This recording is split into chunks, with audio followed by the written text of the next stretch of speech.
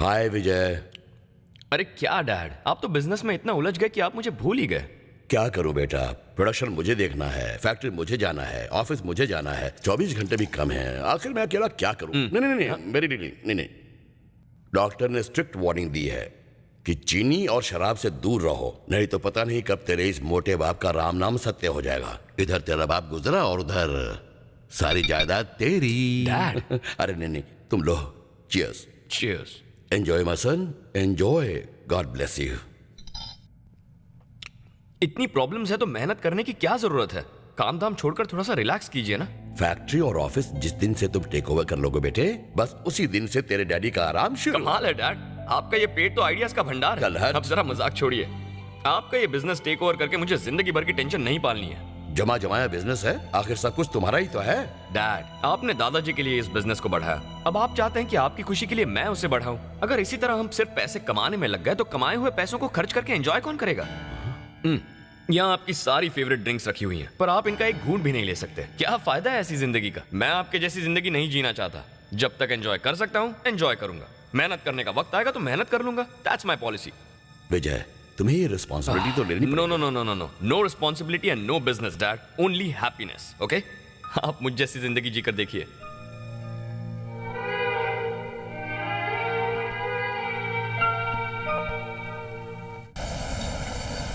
Good morning sir. Good morning Mohan. अरे वो Korean company ने कोटेशन मंगाए थे, मैंने तुमसे वो भेजने के लिए कहा था। वो कोरियन कंपनी का आई एम सॉरी मैं भूल गया था sir. I am idiot.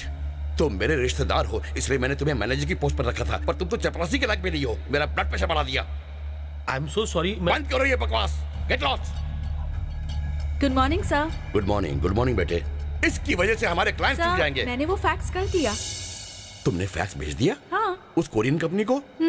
You are really great. तुम्हारी ये सिंसियरिटी देखकर तुम्हें मैनेजर बनाने का मन कर रहा है। I like your sincerity. God bless you.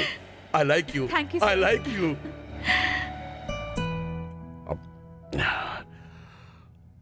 अरे सुनो, कुछ समय के लिए मुझे कोई कॉल मत देना प्लीज। Thank you. सर वो फैक्स तो मैंने भेज दिया, फिर अब किस बात की टेंशन है? क्या बताऊं बेटे, सोचा था विजय अमेरिका से आएगा, मैं उसे अपनी ये फैक्ट्री बिजनेस सब कुछ हैंड ओवर करके थोड़ा आराम से रहूंगा। अब तो लगता है ये पॉसिबल नहीं होगा। क्यों सर, वो नहीं आया? वो आ तो गया है बेटे, पर ऑफिस नहीं आना चाहता। क्यों? अभी वो एंजॉय करना चाहता है। उसका कहना है कि ये उम्र एंजॉय करने की है, और ये भी कहता है कि जब मेहनत करने का वक्त आएगा तो वो मेहनत करेगा। मुझे भी उसने सलाह दी कि मैं भी उसके इसी नक्शे कदम पर चलूं। पता नहीं वो इस वक्त किसके साथ और कहाँ होगा। ना जो ना मुझे अरे ये तो स्टाइल है यार। तुम मेरा सहारा ले लो। स्टेडी यार, तुम क्या रूम तक छोड़ने आओगी? इसको कहते हैं हमारा हीरो, इसके लिए ये है अदा, और मैं करूं तो मैं हूं गधा। ये पकौड़े तले तो है शेफ, और मैं तलूं तो नाली के किनारे वाली गंदी दुकान का हलवाई। और मैं कर भी क्या सकता हूँ, बस यही बदकिस्मती है हमारी। ये साला कॉमेडियन ही होता है। ध्यान से। Hi uncle. Hi uncle. Hi dad. ये लीचड़ कौन है? ये तुम्हारे डैड है? और क्या, 2 पैग और पिला, तुझे अनारकली बना क्या बोल रहा है? दारू तेरे सिर पर चढ़ गई है। चढ़ तो वो लोग रहे हैं। बता भी है तू क्या बक रहा है? रात भर सड़क पर क्यों घूमता रहता है? सड़क पर नहीं, जन्नत कहिए मुगले आजम। विदेशी दारू, विदेशी परियां। आहा आहा, थैंक यू विजय। अगली बार आप भी आना, ठीक है? बहुत ज्यादा बोल रहा है। अनारकली तुम भी एक आइटम नंबर कर लेना। अगली बार अगर तूने उसे किसी ऐसी जगह ले जाने की कोशिश की तो मैं तुझे लात मारकर बाहर निकाल दूंगा। खिलाओ मत अंकल, क्या? आपका बीपी बढ़ जाएगा तो मेरी चढ़ी हुई दारू उतर जाएंगी। निकलता है या तू एक? Bye uncle. Bye bye. भैया, विजय के लक्षण कुछ ठीक नहीं लग रहे हैं। उसके पैरों में शादी की बेड़ियां डाल दीजिए। देखिए, मेरा बेटा रमेश और आपकी बेटी जयंती दोनों आपस में कॉलेज के समय से प्यार करते हैं। आज के जमाने में लड़कियां और लड़के अपनी शादी बिना बताए कर लेते हैं, पर मैं अपनी बीवी को मना कर लाया हूँ कि ये जातिवाद के चक्कर छोड़ दे। अब जब शादी पक्की हो गई है तो दान दहेज की बात भी हो जाए। 2-3 लाख कैश तो दोगे ही, और घर के सारे सामान के साथ जब सेंट्रो कार दोगे ना, तब हम शादी की तारीख भी तय कर लेंगे। बस 2 महीने का टाइम दीजिए, मैं ये सारा इंतजाम कर लूंगी। हम तारीख फिक्स कर लें? पहले सब जमा कर लेना, तब तारीख की बात करना है। तो चलो 2 महीने के बाद ही मिलते हैं। तो अब माता जी नमस्ते। नमस्कार। चलिए।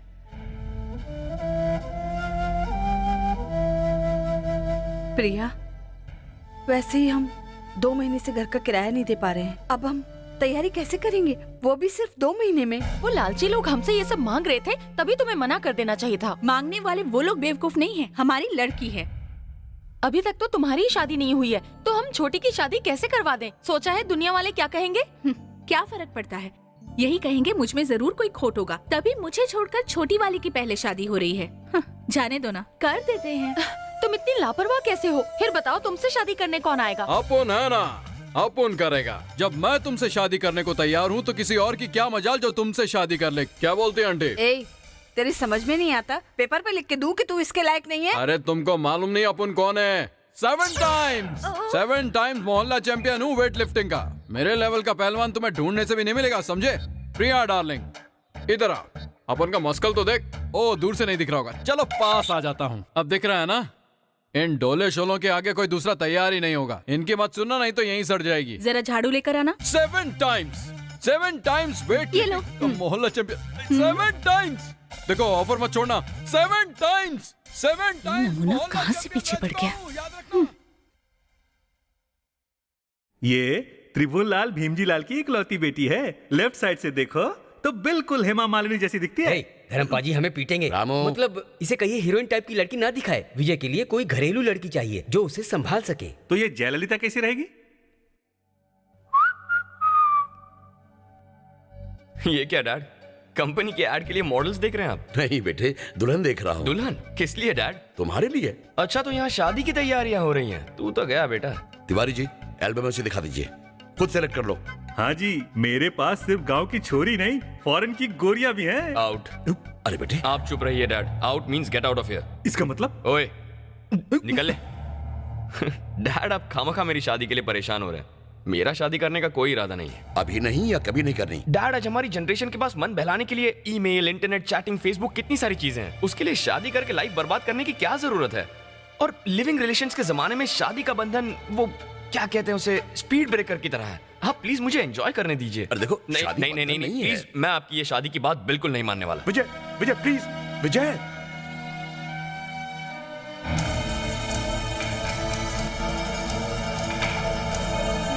भैया भैया ये क्या कर रहे हैं? मुझे इस तरह जीने से तो अच्छा कि मैं पी के मर जाऊं। भैया मेरी बात छोड़ सुनिए। मुझे। भैया चल, ये अच्छा हाथ नहीं है मत लगा आपके मुझे। लिए। चल भैया, चल चल, हट जा, हट।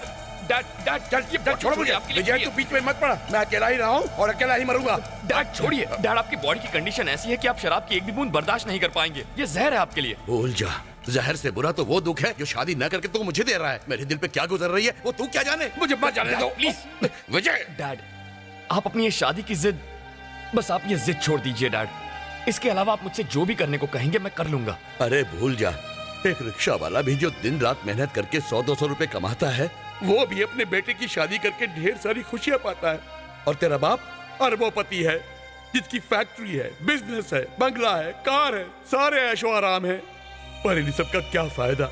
मैं अपने बेटे की शादी की इच्छा भी पूरी नहीं कर सकता, घर का चिराग पाने की उम्मीद नहीं कर सकता, अपने पोते पोतियों को भी नहीं खिला सकता। तो ऐसी जिंदगी जीने का क्या फायदा? एक तन्हा जिंदगी। विजय, जब तेरी माँ की तरह मैं भी मर जाऊंगा तो तुझे टोकने वाला कोई नहीं होगा। तब तू जैसे चाहे जी लेना। You can enjoy your life whichever way you like. नहीं बोतला, प्लीज प्लीज। अरे रुक जाइए भैया, जानबूझकर इस जहर को क्यों पी रहे हैं? जब इसे मेरी परवाह ही नहीं है तो मैं जिंदा रह के क्या करूंगा?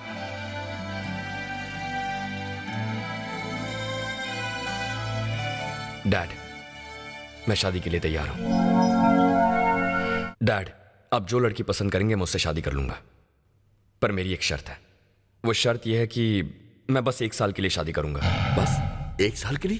अगर 1 साल के लिए मैं अपनी शादीशुदा जिंदगी से खुश रहा तो फिर मैं उसी लड़की के साथ आगे की जिंदगी बिता लूंगा, वरना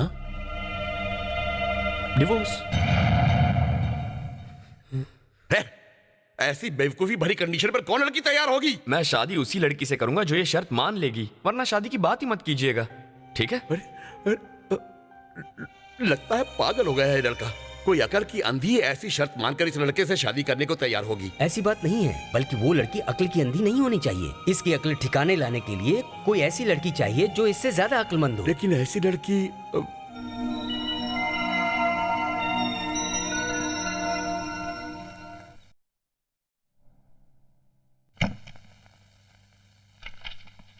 good morning sir. Good morning, take your seat.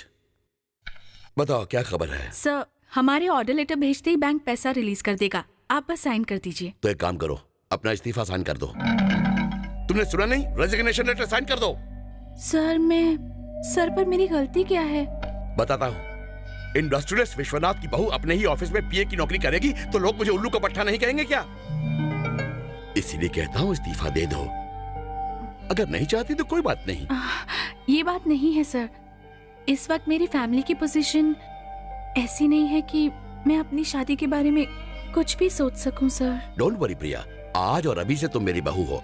तुम्हारी फैमिली मेरी भी तो फैमिली हुई ना, घबराओ नहीं। बस हाँ कर दो प्लीज। ओके। हुर्रे! तू इतने दिन थी कहाँ, मैं ढूंढता ही रहा। टा। तुमने तो मेरी सारी चिंता ही मिटा दी। मैं दुनिया का सबसे सुखी आदमी हूँ। तुम एक काम करो, इसी वक्त जाकर विजय से मिल लो और तुम दोनों आपस की सारी अंडरस्टैंडिंग बना लो। मैं उसे फोन करके बताता हूँ कि तुम आ रही हो। यू गो, तुम जाओ और उससे मिलो।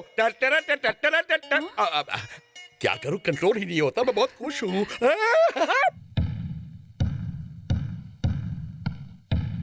Excuse me. प्रिया, यस। आ जाओ। डैड ने फोन करके बताया था। छोटा नाम सुनकर मैंने सोचा कि लड़की भी छोटे कपड़ों वाली होगी। कोई बात नहीं। तुम्हें इस तरह साड़ी में देखकर मुझे अपनी माँ की याद आ गई। वैसे तुम्हें हमारी अग्रीमेंट के बारे में तो पता है ना? कैसी अग्रीमेंट? हमारी मैरिज अग्रीमेंट। Marriage agreement? उन्होंने तो कुछ नहीं बताया। घबराओ मत, सिंपल कंडीशन है। देखो, हमारी शादी बाकी आम शादियों जैसी ही होगी, लेकिन हम पति पत्नी होंगे सिर्फ 1 साल के लिए। बात यह है कि लाइफ में मैं किसी तरह की कमिटमेंट पसंद नहीं करता, इंक्लूडिंग मैरिज। और अगर इस 1 साल में तुम पसंद आ गई और मुझे ऐसा लगा कि तुम्हारे साथ पूरी जिंदगी बितानी चाहिए, तो मैं अग्रीमेंट कंटिन्यू करूंगा। That's my condition. इतनी देर से मैं ही बकबक कर रहा हूं, तुम भी तो कुछ कहो ना। तो आप सीधे सीधे क्यों नहीं कहते कि मैं आपको अच्छी लगी और आप 1 साल के लिए मुझे अपनी रखेल बनाकर रखना चाहते हैं? रखेल? रखेल मतलब? फॉरेन में पढ़कर आए हो ना, इसीलिए रखेल का मतलब नहीं जानते। रखेल को तुम्हारी भाषा में कीप कहा जाता है। क्या मैं कोई बच्चा हूं जो कीप और वाइफ का फर्क नहीं समझूंगा? मेरा मतलब वो बिल्कुल नहीं था। अरे शादी में वो काला सा धागा पहनते हैं ना, क्या कहते हैं, सूत्र। मंगलसूत्र भी पहनाऊंगा, पर शादी का हमारा बंधन होगा 1 साल का। 1 साल के लिए मुझे अपनी टेम्पररी बीवी बनाकर रखना चाहते हो? सुनो, रुको 1 मिनट। तुम फालतू में टेंशन लेकर चिल्ला रही हो। मेरे डैडी ने जैसे शादी के लिए मजबूर किया वैसा मैं नहीं करूंगा। अगर शादी नहीं करनी है तो तुम मना कर सकती हो और वापस जाकर डैडी की पीए का काम संभाल सकती हो। क्योंकि मैं आपकी कंपनी में काम करती हूँ तो इसका मतलब ये नहीं कि मैं आपकी और आपके पिता की हर नाजायज मांग पूरी करूँ। मुसीबत में हम अपना घर बेच सकते हैं, घर का सामान बेच सकते हैं, लेकिन कितनी भी मुसीबत आने पर हम पैसे के लिए खुद को नहीं बेच सकते। आप किसी और को ढूंढ लीजिए।